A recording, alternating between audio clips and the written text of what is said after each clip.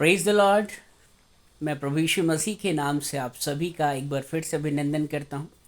आज दिन 5 जनवरी सन 2023। आज एक और संदेश मैं आपके सामने रखना चाहूँगा और ये संदेश है अकेलेपन के ऊपर। In English we can say loneliness. So इस लोनलीनेस के ऊपर बाइबल हमें क्या सिखाती है और इससे ओवरकम करना कितना हमारे लिए ज़रूरी है, हम इसको आज समझने की कोशिश करेंगे।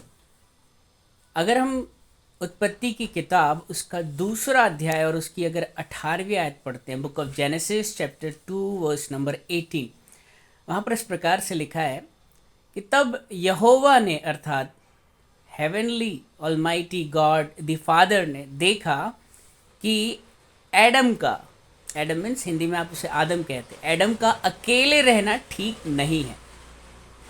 तब उन्होंने क्या किया? तब उन्होंने आदम की ही पसली से हव्वा को बनाया, ईव को बनाया, क्योंकि परमेश्वर ये ऑब्जर्व कर रहे थे कि आदम का अकेले रहना ठीक नहीं है। He needs fellowship of one other person, जो उसके ही कैंडिडेचर और उसके ही कहना चाहिए फॉर्म में उससे मिलता जुलता हो। और हम देखते हैं कि परमेश्वर ने पहले एडम की रचना करी और एडम से ही ईव की रचना करी, क्योंकि परमेश्वर ये सोचते थे कि उसका अकेले रहना, इस लोनलीनेस में रहना ठीक नहीं है। वास्तव में इसका कारण क्या था? Why it is not good to live alone. अकेलेपन में रहना क्यों एक विश्वासी के लिए, एक आत्मिक जीवन के लिए ठीक नहीं है? इसका कारण क्या है? तो इसके लिए आप देख सकते हैं कि जब हव्वा अकेली थी, when she was alone in that particular time period, उस विशेष समयावधि में हम देखते हैं कि शैतान जो है वो हव्वा से इंटरेक्ट करने के लिए, उसे बहलाने के लिए, उसे फुसलाने के लिए आता था। लेकिन आदम उस वक्त उसके साथ नहीं था। अगर आदम उसके साथ होता, I don't know where was Adam, वो कहाँ थे? मे बी वो शायद वॉक के लिए गए होंगे या किसी काम के लिए। लेकिन वहाँ पर ऐसा लिखा है कि तब फिर आदम भी उसके पास आया और उसको पता चला कि हव्वा ने एक मिस्टेक करी है और वो भी उसमें शरीक हुआ। It means Adam was not there, he was alone. तो हव्वा अकेली थी और उस पर्टिकुलर टाइम फ्रेम का फ़ायदा उठाते हुए शैतान ने हव्वा को वो फल खाने पर मजबूर किया, उसे परसुएड किया, प्रोवोक किया, उसे लालच दिया। और हम देखते हैं कि सबसे बड़ा जो ट्रेजेडी है ना, वो अदन की वाटिका में उस वक्त हो गया। उसके बाद हम देखते हैं कि जब दाऊद अकेले अपने छत की मुंडेर पर, आप कह सकते हैं रूफ, अपने टेरेस पर जब वो वॉक कर रहा था, he was all alone. I am very much sure that at that time he was alone and he was not singing or writing any psalm, or he was not meditating or praising God, because his mind was empty at that time. He was in phase of loneliness. और loneliness के वक्त ही हम देखते हैं कि बैतशैदा को उसने देखा, और जब उसने बैतशैदा को देखा, like she was taking bath, and some evil thought came inside David.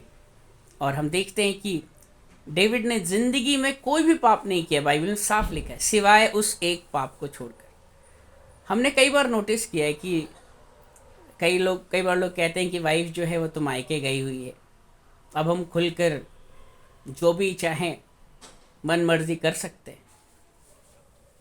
या फिर कई बार आप अकेले कमरे में होते हैं, no one is around you, आप देखेंगे कि उस वक्त शैतान सबसे ज़्यादा आपसे बातचीत करने की कोशिश करता है, आपको वो उकसाता है कुछ करने के लिए, चाहे वो गलत चीज़ों को देखना हो, चाहे वो गलत डिज़ायर्स क्रिएट करना हो, चाहे वो एडिक्शन हो, है ना। हर एक चीज़ जो आप देखेंगे कि आप जो गलत करते हैं उसकी शुरुआत लोनलीनेस से ही होती है, लेकिन जब तक आप अपने सराउंडिंग से आप घिरे हुए हैं, अपने लोगों के साथ आप फेलोशिप कर रहे हैं, आप देखेंगे आप पाप में नहीं गिरेंगे। इसीलिए बाइबल कहती है कि जैसे जैसे तुम अंत को आते देखो और अधिक फेलोशिप किया करो, क्योंकि जैसे जैसे अंत आएगा शैतान उतना ही अधिक लोगों को गिराने की कोशिश करेगा। So it's not good for our spiritual growth to live alone, it's not good. इसके अलावा हम देखते हैं कि यहूदा इस्करियोती भी कहता है कि क्यों ना मैं यीशु मसीह को पकड़वा लूं और बदले में 30 चांदी के सिक्के ले लूं। I am very much sure that such kind of thoughts would have entered in his mind while he was all alone, है ना। ये नहीं कि जब वो प्रभु के साथ वो लास्ट सपर में शामिल हो रहा हो, या उस समय कहीं भजन चल रहा हो, या प्रभु यीशु मसीह कोई उपदेश दे रहे हो, उस समय वहाँ पर यहूदा इस्करियोती खड़ा है और उस समय थॉट आए, ऐसा मुमकिन नहीं है। श्योरली वो अकेले रहा होगा, तब शैतान ने ये थॉट उसके मन में डाला होगा। और हम देखते हैं कि इसके बाद फिर से लोनलीनेस ने ही उसको सुसाइड करने पर मजबूर किया। अगर पतरस की तरह वो भी रिपेंट करता, अगर उसकी भी आंखों में आंसू होते, तो प्रभु यीशु मसीह इतने दयालु हैं कि वो यहूदा इस्करियोती को भी उसने माफ़ कर दिया होता, लेकिन उसको उस गिल्ट के एहसास ने मार दिया। और वो इस गिल्ट के इस एहसास से निकल भी सकता था, शायद वो सुसाइड नहीं करता अगर वो अकेले नहीं रहता, अगर वो किसी से बात करता कि मुझसे गलती हुई है, मुझे क्या करना चाहिए, अगर वो किसी से सलाह मशवरा करता, डिस्कस करता, इवन प्रभु यीशु मसीह से डिस्कस करता, प्रभु उसे ज़रूर माफ़ करते। बट बहुत देर हो चुकी थी, ही वॉज ऑल अलोन, और उसने सोचा कि इस गिल्ट से निकलने का बस एक ही रास्ता है कि मैं अपने आप को स्वयं ख़त्म कर दूँ, सुसाइड कर लूँ, और उसने अपने आप को फांसी से लटका लिया। इसके अलावा हम देखते हैं कि प्रभु यीशु मसीह ने चेलों को कभी अकेले नहीं भेजा, वो दो दो करके भेजते थे। वो जानते थे कि अगर एक बहक जाए या एक गिर जाए या एक अगर मुश्किल में पड़े तो दूसरा उसके साथ रहे।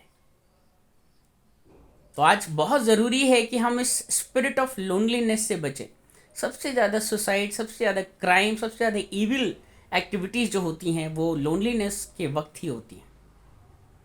आप देखेंगे तो इस लोनलीनेस को दूर करने के लिए प्रभु यीशु मसीह ने हम सबको प्रॉमिस किया है कि मैं तुम्हें एक और सहायक दूंगा, और वो सहायक है पवित्र आत्मा। अगर होली स्पिरिट हमारे साथ हैं, then we will never ever face any kind of loneliness in our life. और जब लोनलीनेस नहीं होगा, होली स्पिरिट का कांस्टेंट फेलोशिप हमारे साथ होगा, उसका कांस्टेंट प्रेजेंस हमारे साथ होगा, हम सिन में नहीं गिरेंगे। प्रभु यीशु मसीह कहते हैं जहां दो या दो से अधिक, ये दूसरा कौन है? ये होली स्पिरिट, आप और Holi spirit.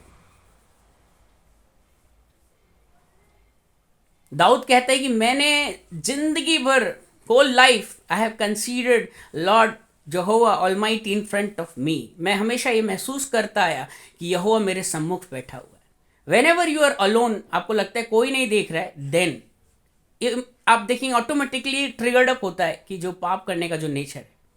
So loneliness is a spirit, it's evil spirit, और ये लोगों को सुसाइड करने पर, क्राइम करने पर, नशा करने पर, गलत चीज़ें देखने पर, गलत कॉन्स्पिरेसी माइंड में डालने पर मजबूर करता है। So always try to live in a fellowship, and the best fellowship you can have in this world is fellowship with the Holy Spirit. प्रभु यीशु मसीह इन वचनों के द्वारा आप सबको बहुत आशीषित करें। Praise the Lord. Thank you so much. आप इन वचनों को सुने, शेयर करें, just for the glory of God, सिर्फ उसके नाम की महिमा के लिए। Thank you so much.